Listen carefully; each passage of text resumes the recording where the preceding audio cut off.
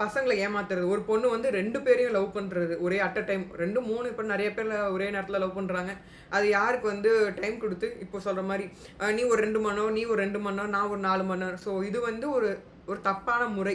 So இந்த மாரி இருந்தாலும், they are not fit for any type of marriages. So அத நீங்க தெரிஞ்சுக்கணும். அத நீங்க புரிஞ்சுக்கணும். சட்டம் எங்கேயுமே அத அங்கீகரிக்கல. அடுத்தபடியாக இந்த மாரி இருந்தாங்கன்னா, இவங்களுக்கு கண்டிப்பா ட்ரீட்மெண்ட் தான் குடுக்கணும். எங்களுக்கு மேரேஜ் பண்ணி வைக்கக்கூடாது. ஸோ எங்களுக்கு திருமணம் செய்வது ரொம்ப தப்பான ஒரு விஷயம்.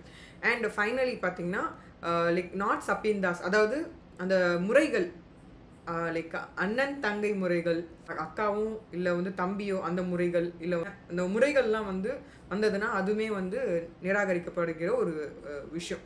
ஸோ இதெல்லாம் இல்லாம ஒரு நல்ல ஒரு அறிவாளியா, நல்ல ஒரு நிதானமா இருக்கக்கூடிய, நல்ல ஒரு பொறுப்பா இருக்கக்கூடிய, ஏன் கல்யாணம் பண்றாங்கன்னா, இந்த பொண்ணு வந்து 2 பேரும் உடலுறவிலயும், மனதளவிலயும் 2 பேரும் நிதானமா